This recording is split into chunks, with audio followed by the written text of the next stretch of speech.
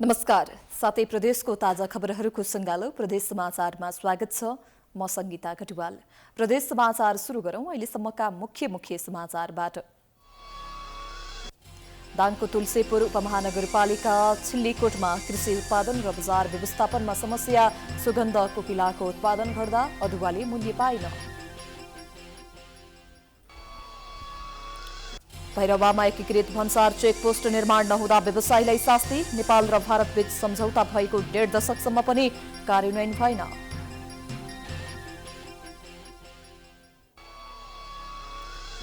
लुम्बिनी प्रदेशको स्थायी राजधानी दाङको भालुवाङ तोकिए पनि कार्यान्वयन भएन। 15 महिना हुँदा पनि स्थायी राजधानी तोकिएको ठाउँमा नआएपछि नागरिकहरू निराश। र बाढीले सिँचाइको लोभ बगाउँदा खेतीयोग्य जमिन सुक्खा। लगाएको गहुँ बाली सिँचाइ गर्न नपाएपछि स्थानीय चिन्तित।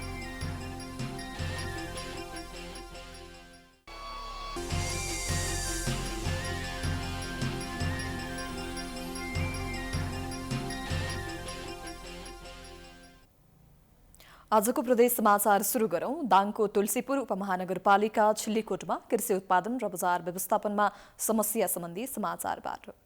दाङ तुलसीपुर उपमहानगरपालिका 19 छिल्लीकोट पहाडी विकट क्षेत्रमा पर्दछ। त्यहाँ करिब 150 घरधुरी रहेका छन्। विकट ठाउँ भएका विश्वकै दुर्लभ मानिने मालागिरी अर्थात् सुगन्ध कोकिला पाइन्छ। उनीहरूको मुख्य आय आर्जनको लागि मालागिरी र अदुवा नै हो। तर गत चैत महिनामा आएको असिना पानीले गर्दा मालागिरीको उत्पादन घट्यो भने अदुवाले मूल्य नपाउला घरमै थन्काएर राख्न बाध्य भएका छन्। एक रिपोर्ट।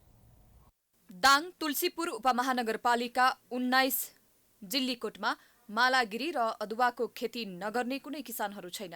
विकट ठाउँ भए पनि मालागिरी र अदुवा राम्रो उत्पादन हुन्छ।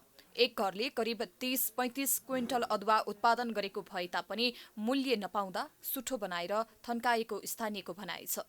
समयले राम्रो साथ दियो भने अनि यहाँ चाहिँ मालागिरीबाट राम्रो आम्दानी छ। अब राज्यको पनि राम्रो चाहिँ आँखा दृष्टिहरू चाहिँ यहाँ पर्यो भनेदेखि यो छिल्लीकोट वासीको भविष्य मालागिरीको बारेमा धेरै उ छ। र यो मैले चाहिँ लगाएको अहिले 7 वर्ष करिबन 8 वर्ष कति भयो। अब राम्रो फल दिइरहेछन् साना बिरुवाले पनि। अब 2-3 बिरुवा जागेको छ। अनि त्यो पहिले 7-8 वर्ष पहिले छिल्लीकोटका स्थानीयको अर्को आय स्रोतको मुख्य खेती मालागिरी हो। तर गत चैतमा आएको असिना पानीले गर्दा उनीहरूलाई ठूलो नोक्सान भयो। एकातिर अदुवा नबिग्दा र अर्कोतिर असिनाले गर्दा मालागिरीमा उत्पादन घटेपछि स्थानीय निराश भएका छन्। उत्पादन गरेको खेती गरेको अदुवा यस साल बिक्री भएन। यो सुटो बनाइरहेका छौँ हामीले। घाम पनि राम्रो मौसमले साथ नदिएर घाम पनि लागिरहेको छैन र राम्रो सुटो पनि बनाउन सकिरहेका छैनौँ। पोहोर साल हामीले 1 लाख रुपियाँसम्म क्विन्टलमा बिक्री गरेका थियौँ भने अहिले 1500-1000 रुपियाँ क्विन्टल सुटो बिक्री भइरहेको छ। त्यही पनि लिने मन गर्दैन व्यापारीहरूले। र गाउँमा यो काँचो अदुवा पनि प्रशस्त मात्रामा छ। त्यो पनि बिक्री नभएर घरमै रहेको छ। कोही बारीमा सडेर गएको छ, कोही खनेर चाहिँ सुटो बनाइरहेका छौँ। गत वर्ष 8000 रुपियाँ प्रति क्विन्टलका दरले बिक्री भएको अदुवा अहिले 2000 मा पनि बिक्ने गरेको छ। मालागिरी बजार राम्रो छ। प्रति किलो 500 रुपियाँ दरले व्यापारीहरू घरमै आएर लैजान्छन्। तर असिना पानीका कारण धेरै घाटा लागेको अर्का स्थानीयको भनाइ छ। मैले पोहोर साल 85,000 को बेचेको थिएँ। अहिले 62,000 को मात्र बेचेँ। मेरो जम्मा 2टा रुख मात्र छ। तर यो साल करिब 1.5 लाखको जति हुन्थ्यो। यो गत वर्ष चैतमा नै असिना परेर धेरै नोक्सानी गर्यो। त्यो भावनाले अहिले यो छिल्लीकोटवासीमा मेरो मात्रै नभएर हामी छिल्लीकोटवासीको आय स्रोत नै अति कम भयो। यो न्यून थियो अहिले। यता स्थानीय सरकारमा जनप्रतिनिधिहरू आएको 5 वर्ष हुन लाग्यो। तर उनीहरूको एउटै जवाब छ, किसानहरूको लागि काम गर्दै आइरहेका छौँ। छिल्लीकोटलाई चाहिँ मालागिरी कोले चिनाउँछ, धेरै जस्तो चिनाउँछ र त्यसलाई हामीले त्यसको चाहिँ नि हामीले एउटा योजना गर्नुपर्छ। गर्ने योजना छ हाम्रो। बिजुलीहरू चाहिँ खरिद बिक्री गरेको थिएँ होइन। अब अहिले बिजुली ल्याउँदा पनि नबिग्ने, उहाँ बिजुलीले सस्तो भावमा खाइदिने गरे हुनाले अब यसको चाहिँ हामीले व्यवस्था मिलाउँछौँ। किसानको मेहनतलाई स्थानीय सरकारले मनन गर्ने हो भने कृषिमा आत्मनिर्भरको प्रयास सफल हुन सक्छ। यसतर्फ सबै तहका सरकारको ध्यान जानु जरुरी छ। दाङबाट सुमन केसीको रिपोर्ट। अब प्रदेश 1 मा जुत्ता उद्योग र यसको अवस्थाबारेको समाचारतर्फ लागौं। नेपाल सरकारले स्वदेशी उत्पादनलाई प्रवर्धन गर्ने लक्ष्य लिएको छ। त्यस अनुरूप स्वदेशमा उत्पादन हुने वस्तु वा उद्योगलाई सरकारले आवश्यक सबै सहयोग गर्ने समेत भनेको छ। तर सरकारको यो नीति व्यवहारमा भने कार्यान्वयन हुन सकेको छैन। अहिले आम मानिसले लगाउने जुत्ता स्वदेशी भन्दा विदेशी बढी छ। ब्रान्डेड लगाउने नाममा विदेशी उत्पादनका जुत्ताको बजार पनि निकै राम्रो छ, तर स्वदेशी जुत्ताले पनि खासै बजार पाउन सकेको छैन। एक रिपोर्ट। बजारमा विदेशबाट आयात हुने ब्रान्डेड जुत्ताका कारण स्वदेशमा उत्पादन भएका जुत्ताले राम्रो बजार नपाउँदा प्रदेश नम्बर 1 का जुत्ता उद्योगहरू धराशयी बन्दै गएका छन्। पूर्वमा सञ्चालित स्वदेशी जुत्ता उद्योगले राम्रो बजार नपाउनुको कारण विदेशी जुत्ताको बजारमा एकाधिकार भएको बताउँछन्। विदेशी जुत्ता सरह स्वदेशी जुत्ता पनि टिकाउ र आकर्षक हुने भए पनि बजारमा यसको उचित प्रवर्धन नहुँदा जुत्ता उद्योगी निराश छन्। बजारमा स्वदेशी जुत्तासँग कडा प्रतिस्पर्धा गरिरहेको नेपाली जुत्ता उद्योगले जुत्ता बनाउन आवश्यक कच्चा पदार्थ विदेशबाटै आयात गर्दा अर्को समस्या झेल्दै आउनु परेको छ। स्वदेशी जुत्ता उद्योगमा पनि साना ठूला उद्योगले आयात गर्ने कच्चा पदार्थ र उत्पादन गर्ने तरिका समान नहुँदा नेपालमै स्वदेशी जुत्ता उद्योग बीच प्रतिस्पर्धा गर्नुपर्ने कारण उद्योगीहरूले सोचे अनुसारको व्यापार गर्न नसकेको उद्योगीको गुनासो छ। हामीले सबै र मेटेरियल चाहिँ बाहिरबाट ल्याउनु पर्ने र यहाँ उत्पादन गर्ने हामीले भनेपछि र मेटेरियल जहाँ पाइन्छ ती कम्पनीहरू भनेको अलिकति ठुलो लार्ज स्केलमा उहाँहरूले उत्पादन गर्नुहुन्छ र उहाँहरू चाहिँ म्यानुअल भन्दा पनि भनौँ न बढी मात्रामा मेसिनरी प्रविधिबाट उहाँहरूसँग छ। हामीसँग त्यो छैन। हामी चाहिँ म्यानुअल उत्पादन हो यो भनेको उहाँहरू र हामीमा भिन्नता त भइहाल्छ। फिनिसिङको हिसाबमा हामीभन्दा उहाँहरू विदेशी जुत्ताहरू अलिक फिनिसिङ राम्रो हुन्छ। टिकाउको हिसाबमा फेरि नेपाली जुत्ता नै सबभन्दा राम्रो टिकाउ हो। अहिले 1 नम्बर प्रदेशमा सहेको हाराहारीमा जुत्ता उद्योगहरू सञ्चालनमा छन्। यी उद्योगका व्यथा अलग भए पनि उद्योगले रोजगारीको अवसर भने दिइरहेको छ। केही रकम आम्दानीका लागि विदेश जानुभन्दा स्वदेशमै रहेको उद्योगमा काम गर्दा सिप सिक्ने अवसर र रोजगार दुवै पाएको कामदार बताउँछन्। परिवार अब पाल्नु, अब नानीहरू पढाउनु ओर्नुको लागि यहाँको आम्दानी जानिरहेको छ जसो तसो। विदेशमा जानेकोमै अब यहाँ मेहनत गर्दा आएको जति कमाउन सकिन्छ। स्वदेशमै उत्पादन भएका जुत्ताको आकर्षण नेपालमा हुँदै नभएको पनि होइन। पछिल्लो केही वर्ष यता नेपालमा स्वदेशी जुत्ताको कारोबार राम्रो भएको देखिन्छ। सस्तोसँगै टिकाउ हुने भएकोले केही वर्षसम्म मात्र यसको माग हत्तै बढेको थियो, तर अहिले पुनः यसको माग घटेको अवस्था छ।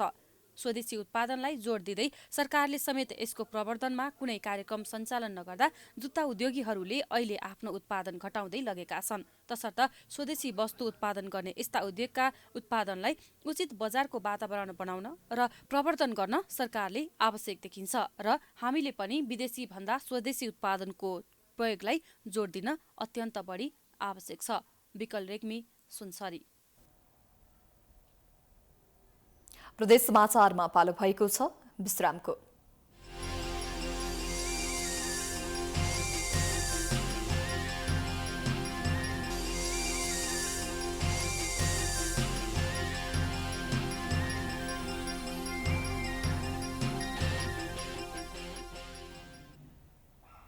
विश्रामपछि स्वागत छ। अब भैरवामा एकीकृत भन्सार चेकपोस्ट नहुँदा व्यवसायीलाई शास्ति भएको समाचारतर्फ लागौं। भैरवामा एकीकृत भन्सार चेकपोस्ट आईसीपी निर्माण नहुँदा व्यवसायीले शास्ति झेलेका छन्। नेपाल र भारतबीच सम्झौता भएको 1.5 दशकसम्म पनि सम्झौता कार्यान्वयन नहुँदा व्यवसायीले अतिरिक्त शुल्क बाहेकका विभिन्न झन्झट बेहोर्न बाध्य भएका हुन्। एक रिपोर्ट। सन् 2007 मा नेपाल र भारत सरकारबीच भएको सम्झौता अनुसार भैरवा सहित वीरगञ्ज, विराटनगर र नेपालगञ्ज नाकामा आईसीपी निर्माण गर्ने लक्ष्य राखिएको थियो। नेपाल सरकारले जग्गा उपलब्ध गराउने तथा भारतीय पक्षले प्राविधिक तथा पूर्वाधार निर्माण गर्ने सम्झौता भए पनि काम अघि बढ्न सकेको छैन। सम्झौता अनुसार सो चेकपोस्ट वीरगञ्ज, विराटनगरमा सम्पन्न भइसकेको छ र नेपालगञ्जमा निर्माण भइरहेको छ। आईसीपी भन्सार कार्यालय, बैंक, पशु तथा कृषि क्वारेन्टाइन क्वारेन्टाइन, भन्सार प्रयोगशाला लगायतका आवश्यक पूर्वाधार निर्माण हुने बताइएको छ। नेपाल भारत दुवैतर्फ एकै प्रकृतिका संरचना निर्माण हुनेछ। उक्त नाकामा भारततर्फ भन्सार, जाँचपास र पार्किङको पर्याप्त पूर्वाधार छैन। भारतीय बजार नौतन्वा सुनौली हुँदै बेलहियासम्मको दूरी करिब 7 किलोमिटर छ, तर मालवाहक गाडीलाई सो दूरी पार गर्न धेरै समय लाग्दै आएको छ। नेपाल भारत दुवैतर्फ नाका वारपार निर्माण गरिने इन्टिग्रेटेड चेकपोस्टको मुख्य उद्देश्य दुई देश बीचको व्यापार तथा वाणिज्यलाई सहज बनाउनु हो, जहाँ भन्सार, बैंक, प्लान्ट र पशु क्वारेन्टाइन, भन्सार प्रयोगशाला लगायतका आवश्यक सेवा सुविधा एकै थलोमा उपलब्ध हुनेछ। यसमा अत्याधुनिक सेवा सुविधा सहित स्क्यानर जडान हुने भएकाले राजस्व छली गर्न अप्ठ्यारो हुन्छ। दैनिक अरबौंको माल सामान आयात हुने नेपालतर्फको भैरवा भन्सारमै पनि पर्याप्त पार्किङको सुविधा छैन, जसका कारण हप्तौसम्म मालवाहक गाडी सडकमै रोकिनुपर्ने बाध्यता छ। निश्चित समयका लागि लिएका गाडी धेरै दिन सडकमै रोकिनु पर्दा आयातकर्ताले भोग्नुपर्ने आर्थिक क्षति लगायतका अतिरिक्त शुल्क तिर्नुपर्ने बाध्यता हुन्छ। नेपाल भन्सार एजेन्ट संघ सिद्धार्थनगर रूपन्देहीका अध्यक्ष मधुप्रसाद पन्तीले आइसिपी नबन्दा यहाँ एकदमै समस्या भएको बताएका छन्। आयात गर्ने व्यवसायीले निकै समस्या खेप्दै आएको उनको भनाइ छ। सवारी साधन पार्किङ गर्ने पर्याप्त स्थान नहुँदा पार्किङ अस्तव्यस्त रहेको उनको भनाइ छ। यो आइसिपी नबन्दा यहाँ एकदमै समस्या रहेको छ। अब नेपालको दोस्रो ठुलो नाका भैरवा नाका, वीरगञ्ज पछिको दोस्रो राजसँगै सबै दोस्रो ठुलो नाका हो र यसै सँगै बन्ने भनेका वीरगञ्ज, विराटनगरका आइसिपीका काम निर्माण सम्पन्न भएर लागू भइसकेका छन् भने नेपालगञ्ज आइसिपी बन्ने चरणमा रहेको छ भने यो बनाउने खासै काम भयो, उन्नति भएको छैन। इन्डियातर्फ हालसम्म पनि हामीले पाएको सूचना अनुसार इन्डियातर्फ कुनै पनि जग्गा अधिग्रहण गरिएको अवस्था छैन। भैरवा भन्सार कार्यालयका सूचना अधिकारी तीर्थराज पासवानले आइसिपी बने सहज हुने बताएका छन्। उनले आइसिपी नबनेको सम्बन्धमा पटक पटक सम्बन्धित निकायलाई प्रश्न गर्दै आएको बताए। भारतीय पक्षबाट जग्गा अधिग्रहण भइसकेको कारण भन्ने जवाफ आउने गरेको उनले बताएका छन्। तपाईहरुले भने जस्तै हामी पनि यो प्रश्न बारम्बार सम्बन्धित निकायलाई सोधेका छौं र त्यसको जवाब एउटै आउने गरेको छ कि भारतीय पक्षमा अहिले पनि जग्गा अधिग्रहण भइ नसकेको कारणले गर्दा ढिलाइ भएको भन्ने हामी प्रश्नको जवाब आउने गरेको हामीले सुनेका छौं। भारततर्फ अहिले पनि जग्गा अधिग्रहणको काम टुङ्गिएको छैन। भारततर्फ उत्तर प्रदेश राज्यको महाराजगञ्ज जिल्ला स्थित सुनौली र आसपासको केवटलिया, सुगौली र सुक्रौली गाउँको 77 हेक्टर जमिन आइसिपीका लागि अधिग्रहण गरिने बताइएको छ, जसमध्ये 70% जमिन अधिग्रहण भइसकेको भनिए पनि जग्गा खाली गराइएको छैन। आइसिपी निर्माणका लागि यहाँका उद्योगी व्यवसायीले धेरै पटक दबाव दिँदै आएका छन्। भैरवा भन्सारले अहिले अधिग्रहण गरेको 52 बिघा मध्ये करिब 6 बिघा जमिनमा अस्थायी पार्किङ बनाएर काम चलाउ व्यवस्था गरेको छ। प्राइम टाइम्स टेलिभिजनको लागि रूपन्देहीबाट रविन्द्र गुप्ताको रिपोर्ट। अब लुम्बिनी प्रदेशको स्थायी राजधानी दाङको भालुवाङ तोकिए पनि उपलब्धि केही हुन नसकेको समाचारतर्फ लागौं। लुम्बिनी प्रदेशको स्थायी राजधानी दाङको भालुवाङमा आएपछि नागरिकहरू निकै खुसी भएका थिए। दाङवासीले पनि राजधानी आएपछि दीपावलीसँगै खुसी मनाएका थिए। तर 15 महिना हुँदा पनि स्थायी राजधानी तोकिएको ठाउँमा नआएपछि नागरिकहरू निराश भएका छन्। एक रिपोर्ट। लुम्बिनी प्रदेशको स्थायी राजधानी दाङको भालुवाङमा सार्ने निर्णयले निकै खुसी भएका स्थानीय अहिले स्थायी राजधानी तोकेको ठाउँमा नआउँदा चिन्तित बनिरहेका छन्। हाम्रो तर्फबाट केही पनि कमी भयो होला जस्तो लाग्दैन, तर किन ढिला सुस्ती चाहिँ सरकारी तर्फबाट भइरहेको छ यो हामीले बुझ्न सकिएको छैन पर्ने भन्ने लाग्छ हामीलाई नै। अब त सबका सब आइसक्नु पर्ने मन्त्रालयहरू किन ढिला सुस्ती भयो? हाम्रो भनाइ यति मात्र छ, किन ढिला सुस्ती, जति सक्यो छिटो आउनु पर्यो। जिल्लाको देउखुरी क्षेत्रमा राजधानी आएकोमा केही खुसी भए पनि सुकुम्बासी बस्तीलाई हटाउने निर्णयले केही नागरिकहरू भने दुखी भएका छन्। 2030 सालदेखि बसोबास गर्दै आएको ठाउँमा राजधानी आएपछि उठाउन लागेको भन्दै उनीहरू आपत्ति जनाइरहेका छन्। 30 सालदेखि अहिलेसम्म भनौँ केही पनि छैन हामीसित प्रमाण। त्यसले गर्दा अब यो राजधानी आएपछि यो छोड्नुपर्छ भन्ने उसमा राखेका छन् यिनीहरू सूचनामा, ल खाली गर भनेर अल्टिमेटम दिएका छन्। त्यसले गर्दा म यसमा पीडित छु, दुखी छु। राजधानी आएको म खुसी छु, तर यो सुकुम्बासीलाई चाहिँ खाली गर भनेर अल्टिमेट दिँदाखेरि पिरित। प्रदेशसभा भवन लगायत संरचनाहरू राप्ती गाउँपालिका 3 मा रहेको राप्ती प्राविधिक शिक्षालय हाताभित्र निर्माण भइरहेको छ। यता शिक्षालयले भने एकैपटक विद्यालय छाडेर जान नसकिने भन्दै बिस्तारै जाने बताएको छ। अहिले स्थानान्तरण हुन लागेको सरस्वती मावि भएको ठाउँमा विद्यार्थीहरूले कोठा पाउन समस्या रहेको र शिक्षकहरूलाई पनि क्वार्टरको समस्या रहेको विद्यालयको भनाइ छ। हामी जाँदै गर्दा हाम्रो विद्यालय डेरा नपर्ने अवस्था रहेछ, गाउँ रहेछ त्यो। अब यो त रोड हेड भयो, हाइवेको छेउमा हाम्रो विद्यार्थी बाहिर प्रशस्त डेरामा बसिरहेछन्। उहाँहरू वहाँ गइसकेपछि उहाँहरूले डेरा नपाउने र अर्को समस्या टटकार समस्या भनेको हाम्रा प्रशिक्षक कर्मचारी साथीहरूलाई क्वार्टरको व्यवस्था पनि भएन। हामी रेजिडेन्टले सबैलाई क्वार्टर पुगेको छ। वहाँ जाँदै गर्दा हाम्रो साथीहरू कहाँ बस्ने, कहाँ राख्ने अथवा कुनै थप सुविधा दिने कि प्रदेशले हामीलाई सहयोग गर्छ कि यी यावत कुराहरूमा हाम्रो चासोको विषय रहेको छ। यता प्रदेश पूर्वाधार विकास प्राधिकरणले आफ्नो काम द्रुत गतिमा अघि बढिरहेको भन्दै सुझाव दिन र सहयोग गर्न आग्रह गरेको छ। प्राधिकरण सरकारको अभिन्न अङ्ग भएको भन्दै सरकारले भने अनुसार नै प्राधिकरणले काम गर्ने समेत जनाएको छ। प्राधिकरण भनेको सरकारको अभिन्न अङ्ग हो, एउटा युनिट हो। सरकारले जे भन्छ प्राधिकरणले त्यही गर्ने हो। त्यो भएर छुट्टै इन्टिटी नै होइन, त्यो त्यसको अलिकति स्वायत्तता छ, एउटा ऐनको आधारमा गठन भएको हुनाले त्यो छुट्टै पाटो हो। तर हामी सँगै छौँ, प्रदेश सरकारको एकदमै स्ट्रङली साथ छ। दाङ जिल्लाको भालुवाङबाट केन्द्रबिन्दु बनाएर राप्ती गाउँपालिका, गढवा गाउँपालिका र अर्घाखाँचीको सिद्धगङ्गा गाउँपालिकालाई समेत उपयोग गर्ने गरी लुम्बिनी प्रदेशको स्थायी मुकाम घोषणा भएको थियो।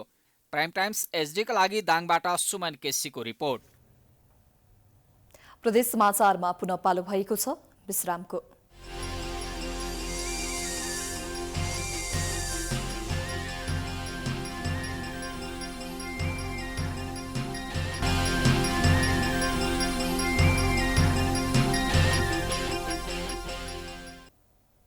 विश्रामपछि स्वागत छ। प्रदेश समाचारको अन्त्यमा लागौं बझाङको सुरमा गाउँपालिकामा सिँचाइको समस्या भएको समाचारतर्फ। बझाङको सुरमा गाउँपालिका 2 को दोगडी जेउलाको सिँचाइ कुलो असोज 30 गतेदेखि कार्तिक 3 गतेसम्म आएको बेमौसमी वर्षाका कारण बगाएपछि खेतमा लगाएको गहुँ बाली सुक्दै जान थालेको छ। यसअगाडि वर्षेनी 50,000 को तरकारी बेच्दै जीविकोपार्जन गर्ने दोगडीवासी अहिले सिँचाइ अभावका कारण समस्यामा परेका छन्। एक रिपोर्ट। बझाङको सुरमा गाउँपालिका भरिकै एकमात्र असारमा धान रोप्ने खेत जिउलोको रूपमा रहेको दोगडी गाउँको खेतको सिँचाइ कुलो बाढीले बगाएपछि आजकाल न त गहुँ खेतीले सिँचाइ पाएको छ न त कुनै नयाँ तरकारी बाली उब्जाउन सकिएको छ।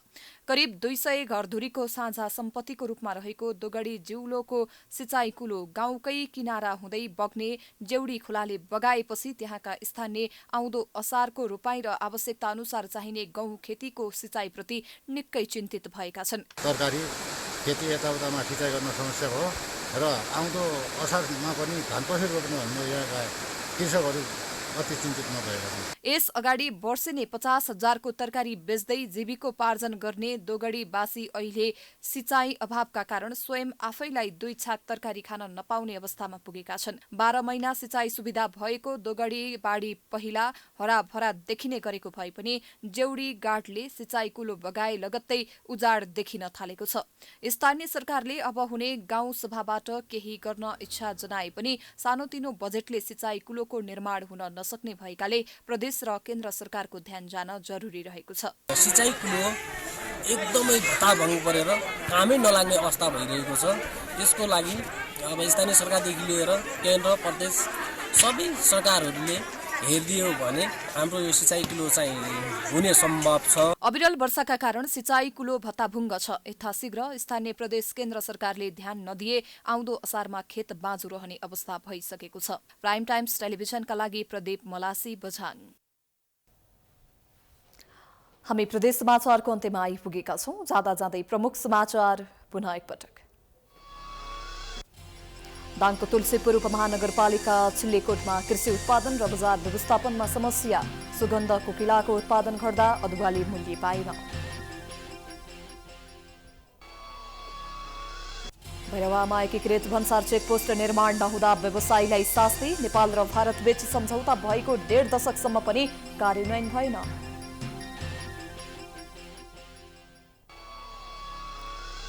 लुम्बिनी प्रदेशको स्थायी राजधानी दाङको भालुवाङ तोकिए पनि कार्यान्वयन भएन। 15 महिना हुँदा पनि स्थायी राजधानी तोकिएको ठाउँमा नआएपछि नागरिकहरू निराश। र बाढीले सिँचाइ कुलो बगाउँदा खेतीयोग्य जमिन सुक्खा, लगाएको गहुँ बाली सिँचाइ गर्न नपाएपछि स्थानीय चिन्तित।